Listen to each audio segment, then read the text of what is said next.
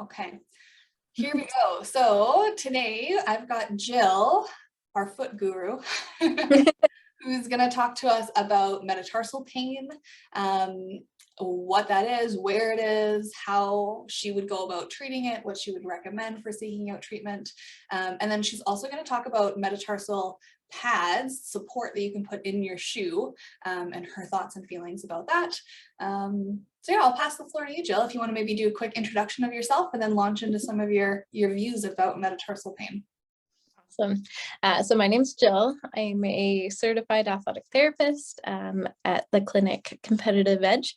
I'm often referred to as their foot guru, as I get a little nerdy about the different bones and mechanics of the foot. So the metatarsals are, I'll show my foot.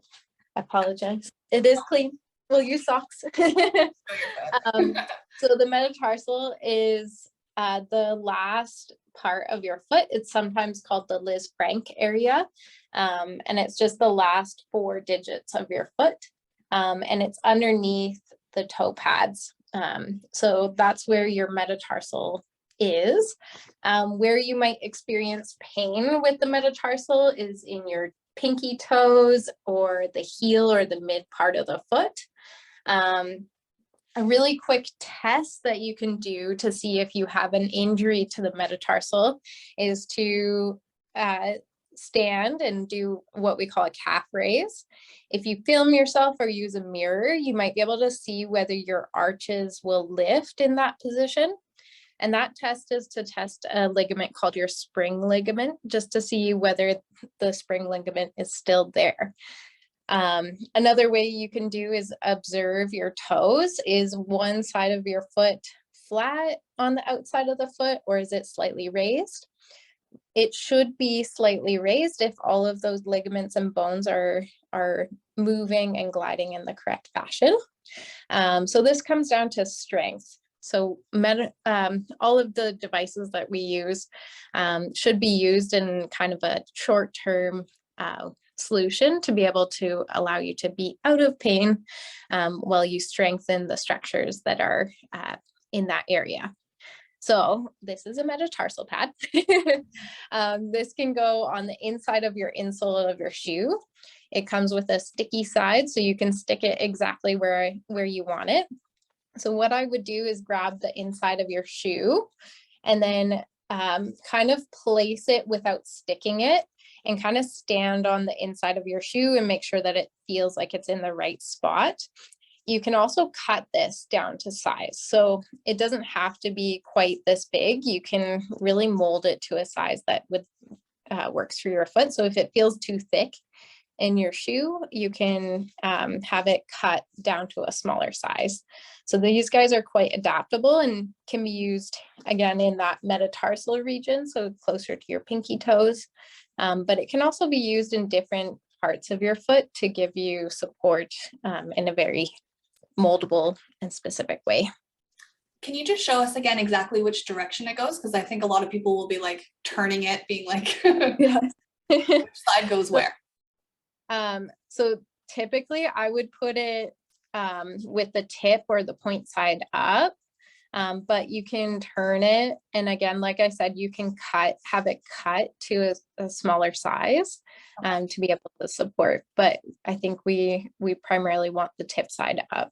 Yeah, so and it looks like it's not quite in the center. It's a little bit more towards the pinky side of the foot, right? Yeah. So towards the baby toes. Okay. Good, because I know a lot of people will be confused about that. Yeah. Which not in where? Just about here. Okay. Anything else to add about it before I ask you some questions? No. So going back to, you were talking about metatarsal injuries and the spring ligament. Do you find that most people that have metatarsal pain, it happened in like an incident, an acute injury, and something happened? Or do you find that it's more of a chronic, comes on over time sort of thing? So no easy answer, but I'd say both. So most often when it happens kind of immediate, it's usually when somebody's stepped off of a curb and they kind of feel their foot go, oh, it's like that wasn't right, and suddenly they have kind of like a sprain. So they'll often equate it to, oh, I just twisted my ankle, and they'll try and walk it off, and it might not go away because there is a sprain in that joint. There's also injuries called Liz Frank fractures, or aphasia syndrome, which is where the bones start to die in that area. That's not super common, but it does happen from time to time. But in terms of like longer term injuries, I would say sometimes it can happen with plantar fasciitis. So people will attribute their foot pain to plantar fasciitis, but they're not feeling it in the typical area that the plantar fasciitis typically presents. So plantar fasciitis typically presents at the heel of the foot, but they may be feeling it kind of in the midfoot and in the toes, which is not super common for plantar fasciitis. So it's often, I feel like, misdiagnosed as so. Mm-hmm. That was exactly what I was going to ask you. Do you find that it's misdiagnosed as plantar fasciitis? Yeah. And then to tag on to that, how can someone find out if they're feeling pain at the bottom of their foot? How can they find out whether it's plantar fasciitis or whether it's a fracture or the spring ligament, or what? Do they need to get imaging, or can they just see a therapist to be diagnosed? So I think with that initial injury that I was talking about, where they step off a curb and it's quite sore, if there's a lot of swelling in the area, that's when I would go to see a doctor to get an x-ray. However, if it's been going on for a long time, I would see a therapist and get it evaluated, and we can take a look at the strength of the muscles, the control of the muscles, as well as doing that self-test. So the one where you go up on your toes and then back down, just to see whether that arch forms on its own. So it's a good self-test. Yeah. And when it is more of a chronic issue and it's slowly come on over time, what do you find has caused it to come on over time? Is it like those muscles aren't strong, aren't supporting the foot? Is it coming from elsewhere in the body? What do you find is sort of the root cause, or is it always different? I think it depends on the person. It really can depend on whether it's coming from your proximal structures or your structures in your torso of your body, like your hips and your core stability. Okay. Or it can be coming from the actual foot itself, the strength of the bottom of the foot. A big thing for the foot is control. So there's 39 muscles in the bottom of your foot that act every time you take a step. And if those 39 muscles, maybe one of them's stronger than the other, maybe one of them's not as strong, but they should all be working at the same time to be initiating that gait pattern. So maybe you've sprained your ankle once and you've walked kind of funky since then. That can be kind of some ideas. And it sounds like it can be how you're using the rest of the muscles in your leg, and like you said, the rest of your body, hips and core, as you're walking in relation to those foot muscles too. So not necessarily, but very cool. So you sort of touched on the metatarsal pad and about how it can be sort of a good interim strategy for some relief. When do you recommend using the metatarsal pad? When do you recommend not using it? And when should you sort of wean yourself off of it? So I would use it initially, like especially if it's an acute injury, as a way of kind of protecting the bottom of the foot, allowing for those joints to be nice and close. Mm-hmm. So if, for example, it's that spring ligament and it's a sprain, we would want to make sure that that ligament has adequate connection to the other portions of the ligament to really heal. And then as far as how long you should wear it, if it's an acute injury, I would wear it for no longer than 4 weeks. If it's a chronic type issue, we would want to make sure that you have adequate strength. So if we are building up that strength, I would give it about 8 weeks, so no longer than that. And we can wean you off of wearing it as you're going through daily life patterns. We can focus on specific times that would work for you to wear it. Yeah. And what do you find are some of the consequences of using it really long term, using it for years? Or is there any? Yeah. So motor control, I think when our body is not necessarily needing to send those signals to that area, it loses touch with that. A big exercise that I give a lot of people is toe alternating lifts, where they lift their big toe and their little toe.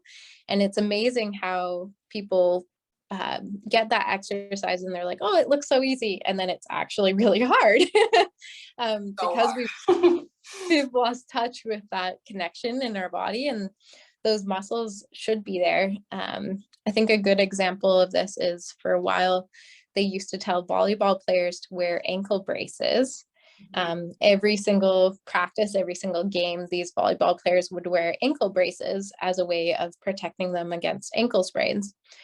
But then they started to find that the ankle sprains started to increase in frequency because their ankles were not strong enough, or they were wearing the ankle braces and their body wasn't necessarily telling the ankle, oh, you need to protect itself in that range motion.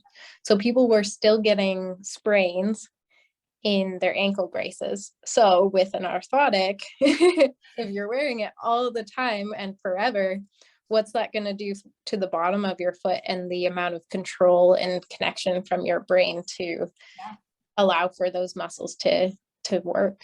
So I was one of those volleyball players, wore the ankle braces all the time, and then I would like roll my ankle walking down the street when I wasn't in the ankle brace. So very cool. Okay, so just to put that into perspective for people, those metatarsal pads that you were showing, that you were recommending for the temporary relief and temporary support, people are probably wondering, like, how do I get one of those? So those ones that she's holding up is just, they're made of felt with a sticky backing. We sell them at the clinic for $4.99, so super inexpensive way to give yourself some temporary support, temporary relief. And Jill, do you need to have them in both feet, or can you just do one if just one is? I would just do one if you can. If you can avoid using it in both sides, then I would do just the one. Yeah, unless you happen to have like equal pain and in need of equal support on both sides. So really inexpensive way to give yourself some support in the meantime. We do sell them at the clinic. I'm sure there's other places you can get them. You can probably order them online too, but yeah, really super convenient just to pick them up. Even if you're in seeing Jill or another one of our therapists, the therapist can help you place it in your shoe to make sure it's in the right spot. So that's a really handy way to make sure that you're doing it right. Jill, anything to add about metatarsal pain, injuries, the metatarsal pads themselves? Nope. No? Not at the Okay, that was so helpful. So if anyone has metatarsal pain and isn't already seeing one of our therapists for help, feel free to reach out to us. I'll leave our website linked below, and you can go to our website and request to speak with one of our therapists. You can speak with Jill or someone else on the phone and get some advice about your metatarsal pain and what you can do to start feeling better. Like she said, everyone's different, so what's causing your pain might be different than someone else's. So request to speak with one of our therapists. That's a really good way to start. And yeah, thanks so much, Jill. Thanks. Okay.